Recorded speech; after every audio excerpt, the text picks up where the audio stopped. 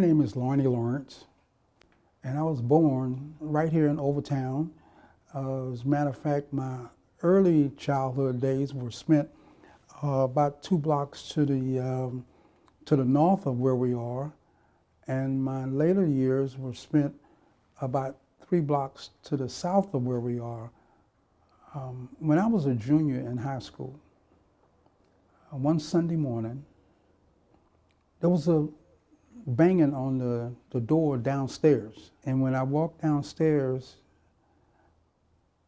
I opened the door, and there were 4 or 5 City Miami police officers standing at the door. So I asked them, I said, "Can I help you? You know, what's up?" And one of the officers immediately said to me, "Where were you at last night?" Blah, blah, blah, blah, blah, blah, blah, blah, blah, blah. I said, "I was upstairs in my room." "What were you wearing last night? We need you to put it back on." And I'm saying to myself, something's really not right about this, but I have no way of fighting it. I always used to think the most embarrassing thing on a Sunday morning when people were getting ready to go to church and all that is to be paraded downstairs and out the door in handcuffs with police. I had never been in trouble, had never had a brush with the law or anything. And so they brought me down, put me in the police car, and took me over to police headquarters. Then the guy came in, one of the officers came in and says, "Come on, go with me." He walks me down the hall and opens the door, walks me in the door, and as I walk in the door, there's a person sitting in a chair with their back to the door.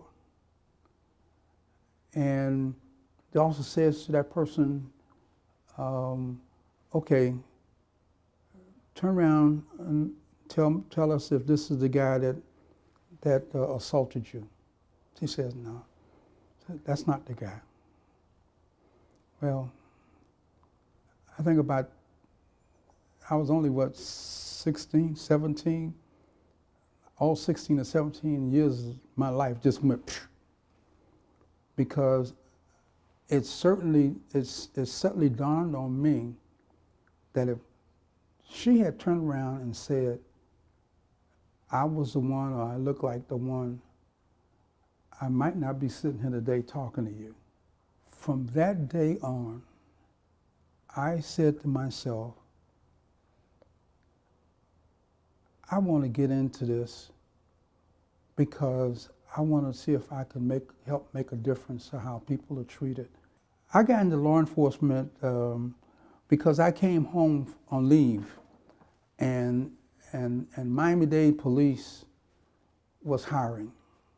Well, I spent about 30 years with Dade County total, and I was an officer, a sergeant, a commander, a major, and I worked in homicide. I worked organized crime, the crime lab, the bomb unit. So I worked all across the spectrum of law enforcement. We had an organization called the Progressive Officers Club, and we created relationships with the federal authorities. They came down here to talk to us about what was going on, and we laid it out to them. We had no fear at that point. You know, what are you going to do to me? Because if you do something to me, we're going to expose you. We actually sued the department for discrimination.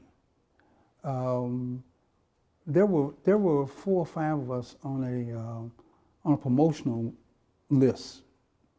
We had already taken the exam, passed it, and we were in the top 6 on that list.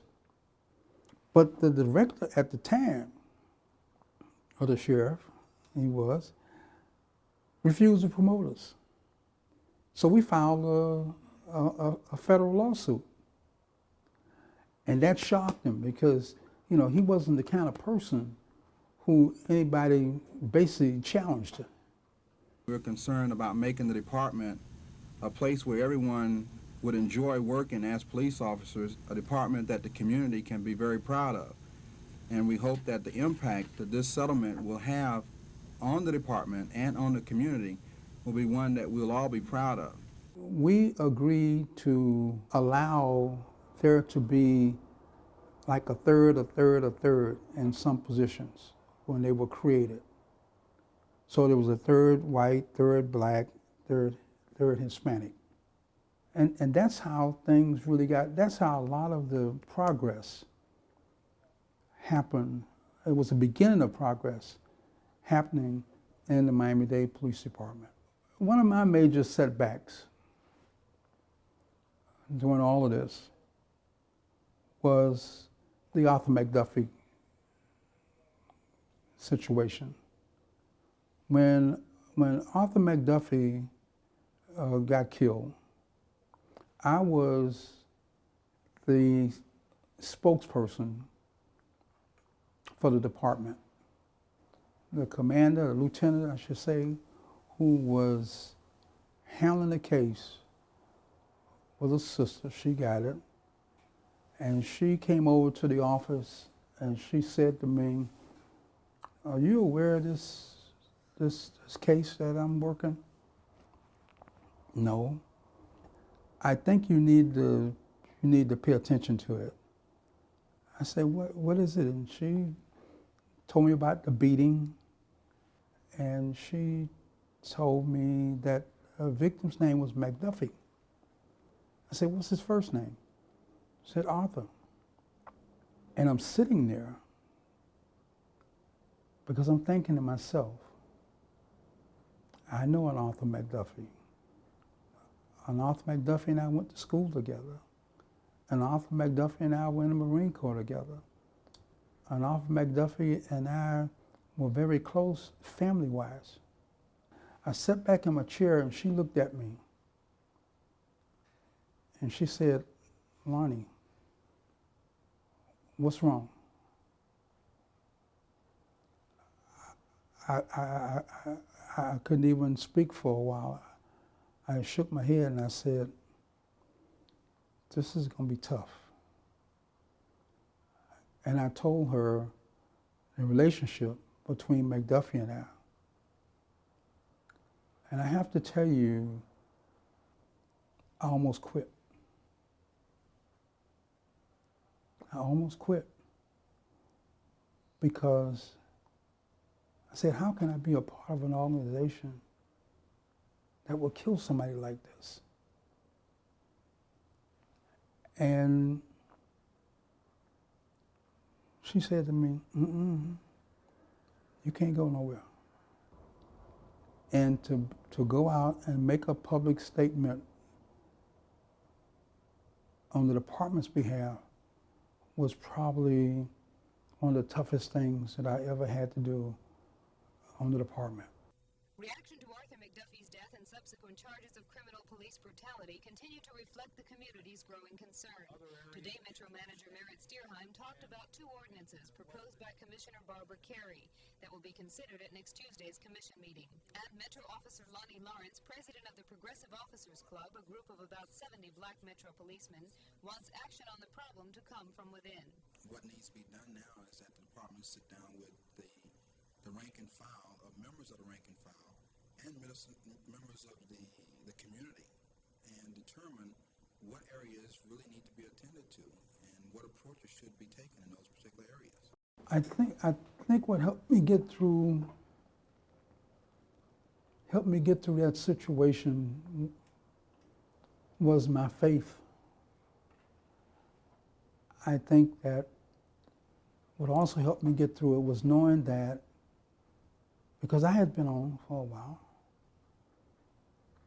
knowing that there were younger officers out there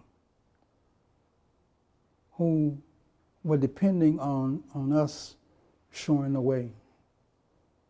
And to walk away from it would not be showing the way, because there would be other times where they would be challenged.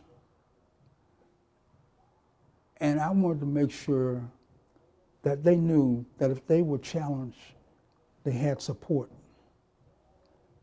and not to walk away from it.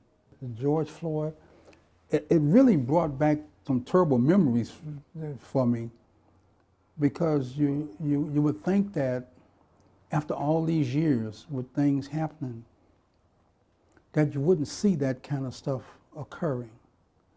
Now, you know, I'm not saying that if there's a confrontation and you're trying to subdue somebody, you do what you have to do to subdue them, but you do that within reason. And that's why I try to stay involved with our organizations, and to make sure we keep the pressure on, so to speak, that we stay on top of it, we don't let it go, we speak up when we need to speak up. And that's why I would encourage anyone who has an interest in law enforcement to go ahead, to do it. I mean, it's a profession that we're needed in, very much so.